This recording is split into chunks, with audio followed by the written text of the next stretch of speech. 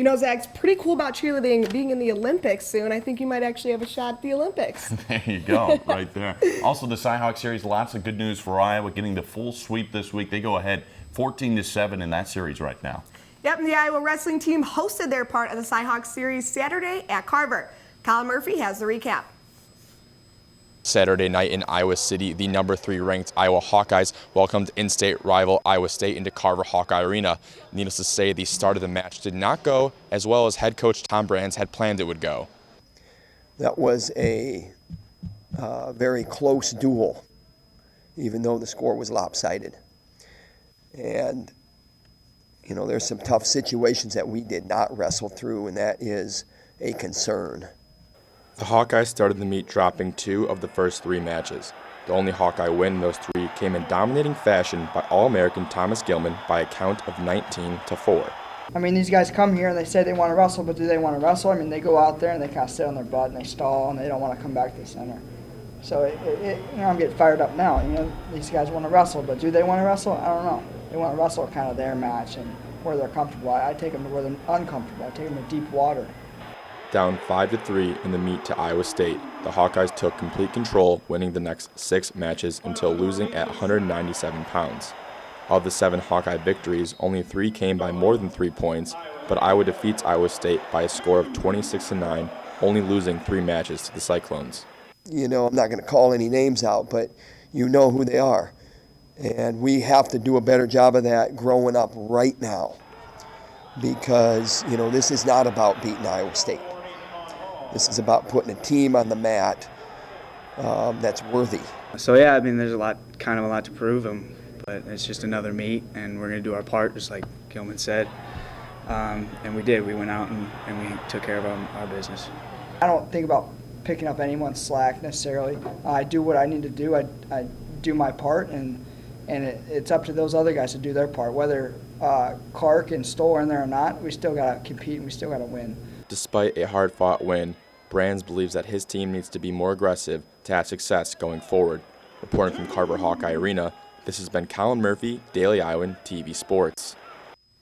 Well, the Hawkeyes' next matchup is December 29th when they compete at the Midlands, one of the most known wrestling tournaments in the country. Now in women's sports, the Iowa women's basketball team came away with a big win against a strong Robert Morris team. Reporter Zach Lohman has more. The Iowa Hawkeyes came in on Friday night after a big win against Iowa State on Wednesday to take on the Robert Morris Colonials. The Hawkeyes finished strong in the fourth, which led to the victory of 81-60. 4 Hawkeyes scoring in double digits and strong defense at the end led to the win.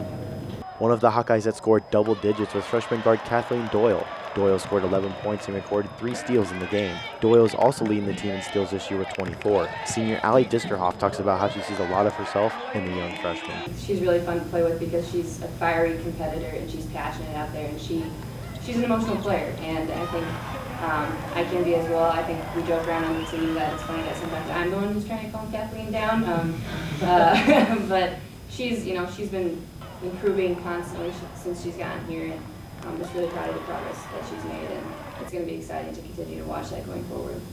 While the Hawkeyes defense kept the Colonials in check, their offense was the main contributor in the win. Sophomore guard Tanaya Davis had a career high of 7 free throws made and also dished out 3 assists. Megan Gustafson recorded a total of 9 rebounds, 3 of which were on the offensive side of the floor.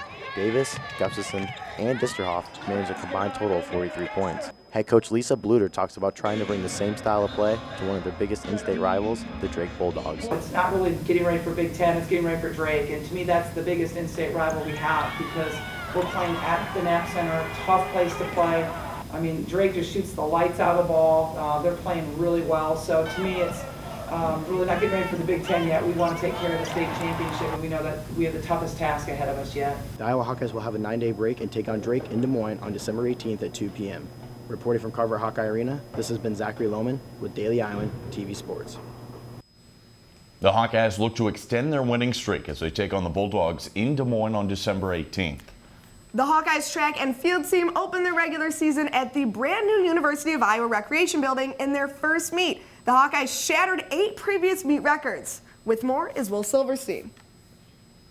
I'm standing outside the recently renovated University of Iowa Recreation Building, where last night the track and field team hosted their annual intra-squad meet. Last night's performances were fun, entertaining, and also record-breaking. The Hawkeyes helped open their new track facility by breaking 8 meet records.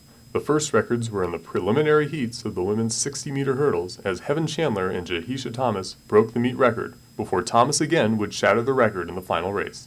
In addition, Thomas also broke the previously held Hawkeyes record in the women's long jump. Then, Nathan Melnick and Adam Jones torched the old record time in the men's 3,000 meters.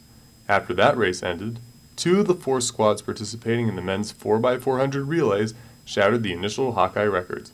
And finally, Captain Alexis Hernandez set a new facility record in the women's 300-meter dash. Exciting coming into this meet. I told myself that that was one of my goals. And at practice, I've been really pushing myself this year, just working hard.